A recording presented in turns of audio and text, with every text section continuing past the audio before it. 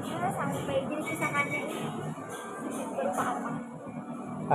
Kebetulan perusahaan kami ini kan bergerak di bidang security system ya. Security system itu macam-macam, mulai dari CCTV, jaringan, telepon, networking, dan juga perangkat lunak semua ya, perangkat lunak yang lainnya. Kita berdiri kurang lebih di tahun 91-92. Itu kita berkumpul sama teman-teman, akhirnya kita sesama profesi ya, untuk mendirikan usaha ini. Itu sih sebetulnya. Betul. Kalau untuk alamatnya berarti di Jalan Simawinata Komplek Tani Mulia ya Pak ya? Betul, itu kantor ya. Kantornya ya? Untuk yang tadi sudah ini jelaskan ya Pak ya, untuk bisnis startup ini mungkin profil atau background awal mula usahanya, karena memang Bapak awalnya memang sebelumnya gabung di komunitas atau seperti apa maka Bapak membuat usaha ini? Usaha ini kalau di perusahaan kami kebetulan awalnya dari sekedar hobi ya, Hobi. hobi. Jadi saya sendiri berikut teman-teman hobinya kan ibaratnya upgrade teknologi, Iya.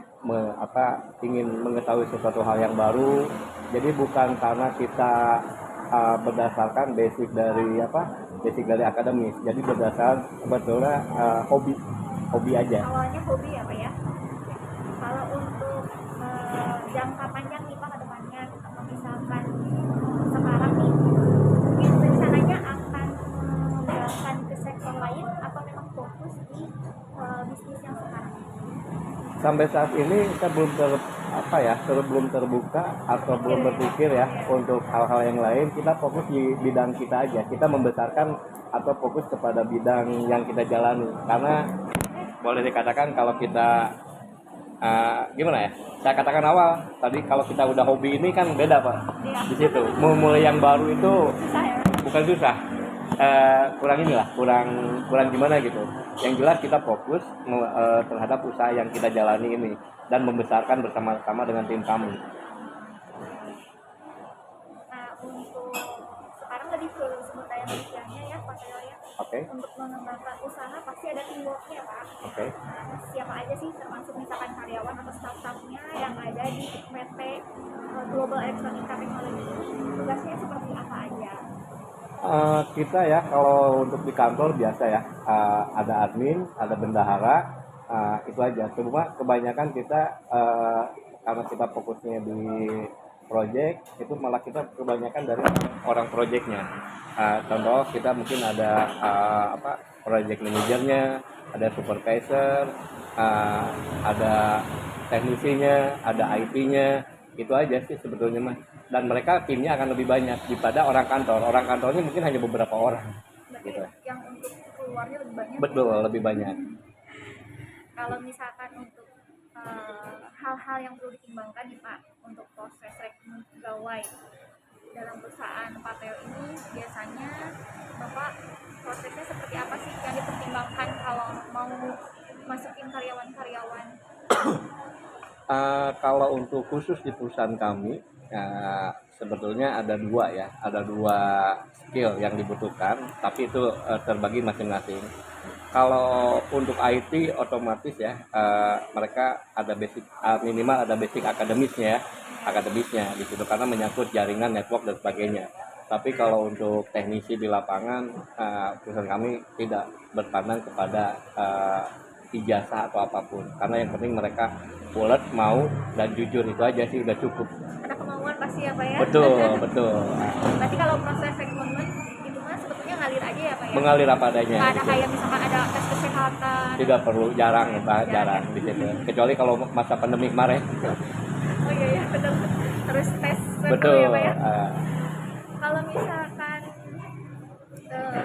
tantangan Pak, tantangan yang dihadapi ketika Bapak berhadapan dengan manajemen sumber daya manusianya, atau misalkan tantangan yang Bapak hadapi sama karyawan Bapak nih, tantangan apa aja sih? Tantangan seperti apa ya? Kayak misalkan untuk rekrutmen pegawainya, ada tantangan nggak misalkan kalau misalkan mau masukin karyawan baru? Biasanya kita mencoba ya maksimal tuh di angka 3 bulan. 3 bulan itu termasuk itu all ya, all itu mulai dari orang dalam, dari manajemen sampai sampai kepada teknisi di lapangan. Biasanya kita coba dulu 3 bulan.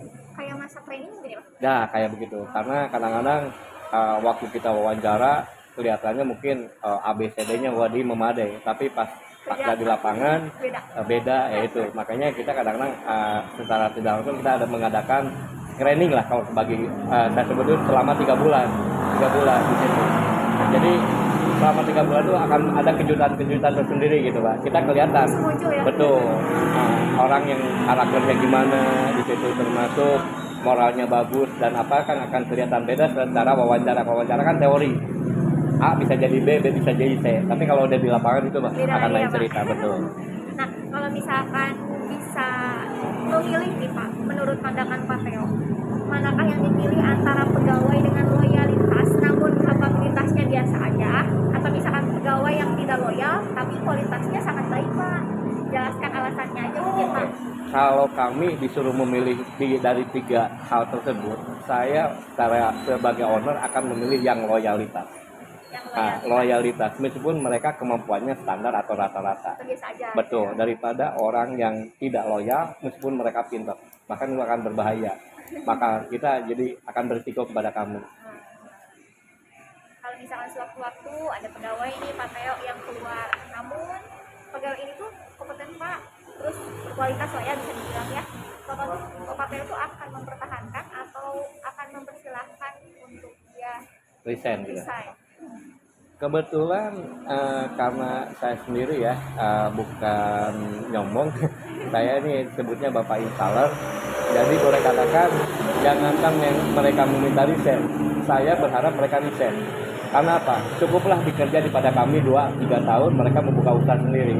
Nah, di situ itu akan lebih. Jadi secara tidak langsung saya selama mereka bekerja juga akan memunculkan motivasi untuk mereka berusaha, membuka usaha. Jadi akan saya dukung di situ. Justru kalau semakin lama juga kurang bagus di situ. Jadi dia mengembangkan apa yang selama ini bekerja pada kami, terus ilmunya udah dapat, jadi kembangin sendiri di situ. Berarti bakal mempersilahkan ya Pak ya? Betul, betul. Nah kalau untuk menurut Pak Theo sendiri, di sini kan Bapak sebagai owner ya di PT Global Elektronika. Untuk informasi buat yang lain atau ilmu buat orang lain, mungkin kalau untuk definisi kepemimpinan yang ideal atau yang baik ini sebagai menjadi seorang pemimpin ya Pak ya, itu seperti apa sih gaya kepemimpinan yang harus diterapkan? Kalau gaya kepemimpinan mungkin masing-masing perusahaan akan berbeda. Ada yang ego, ada yang ingin kepake, ada apalah ya, apalah namanya. Tapi kalau untuk kepemimpinan di perusahaan kami, kebetulan saya sebagai ownernya, saya hal-hal yang lain saya sampingkan, justru saya mengajarkan ajas kekeluargaan. Jadi secara disposisi mereka meskipun teknisi, mereka sebagai akunting atau apapun itu dianggap anak-anak saya. Dengan begitu kita kalau ada mereka kesalahan ada menegurnya juga, mereka akan kita lebih enak seorang ayah kepada anak, dan juga begitu sebaliknya. Anak ke ayah itu Betul, apabila mereka ada trouble atau ada hal-hal yang perlu dirundingkan, mereka akan lebih terbuka. Jadi emang batasan sih ada sebagai jabatan ABC ya, ibaratnya manajer supervisor. Tapi dalam hal ini kita menanamkan kebersamaan. Salah satunya kita tidak membedakan daripada masalah hal-hal yang lain, ibaratnya dari makan, dari apapun, kita tidak mengenal siapa si A, siapa si B, kita sama aja, termasuk menyangkut THR kita sama.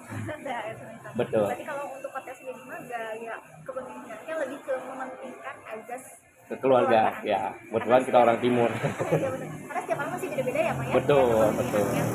Nah berarti kalau untuk memberikan tugas kepada karyawan nih, misalkan ternyata karyawannya tidak bisa menyelesaikan dengan baik, biasanya yang dilakukan Pak Theo sebagai owner itu apa biasanya? Kalau ada suatu pekerjaan yang kita udah percayakan kepada salah satu karyawan atau si A gitu, ternyata tidak ada finishing atau tidak selesai, biasanya kita untuk gerak cepatnya kita ganti orang, artinya karena pekerjaan itu mesti sampai tuntas ya. Tapi karyawan yang lama ini kita tetap aja kita tanya, ada apa permasalahannya, Kendalanya. kendalanya di situ. Atau kadang-kadang biasanya selama di lapangan sendiri mereka bekerja, kadang-kadang mereka udah ya bahasa kasarnya sekarang tiktokan ya, chattingan atau by call di situ. Kalau emang tidak bisa baru kita tim orang, tapi orang tersebut masih ada di sana, dibantu sama yang lebih Jadi kompeten. personil tambahan gitu. Betul, yang lebih kompeten di situ. Nah, kalau misalkan di perusahaan Pak, dimanapun pasti ada konflik ya Pak ya. Oke.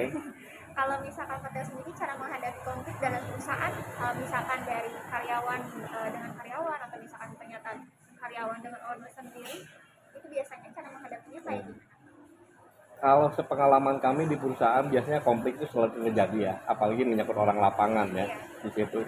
Biasanya saya panggil satu persatu. Si A dengan si B, saya panggil dulu si A, dia keluhkan semua, unek-unek dia keluarkan, begitu juga si B. Akhirnya kan kita bisa tahu benang putih mana yang mesti kita ambil, benang merah mana yang mesti kita buang. Nah itu kan. Nah baru kita panggil dua-duanya. Di situ alhamdulillah selama ini selalu clear ya. Karena kalau langsung kita panggil dua-duanya itu tidak akan pernah clear. Mereka curhatnya atau ngeluarin unek-uneknya ya, tidak akan 100%. Akan full keluar Betul. semua ya, Pak ya? Jadi kita tampung dulu dari si A apa, si B apa, sebanyak mungkin di situ. Berarti kalau ini terakhir pertanyaan terakhir ya Oke. Pak Teo ya.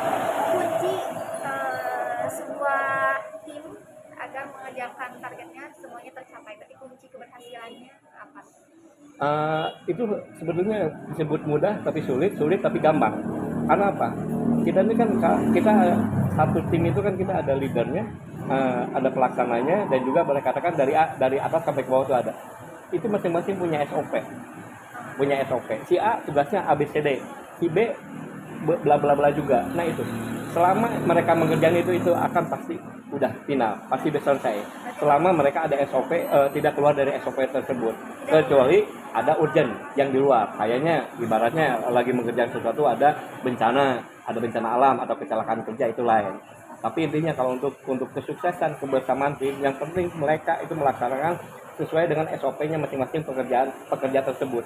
Walaupun misalnya ada mendesak keluar dari SOP, berarti harus konfirmasi dulu sama Harus konfirmasi dan di sana minimal nggak ke kami karena ada supervisor lapangan atau ada PM-nya ya, apa istilahnya, project manager. berarti memang yang penting ada komunikasi dulu Ada ya, Pak, komunikasi ya? gitu. Jadi biar nggak salah paham. Betul. Kalau untuk pertanyaan sih sebetulnya udah dijawab semuanya Oke. nih Pak Teo. Sebetulnya kita dapat ilmunya juga nih hari ini dari Oke. Pak Teo dan mungkin masih banyak Pak Siap. meluangkan waktunya. Mohon maaf mengganggu waktunya. Terima kasih juga. sama-sama.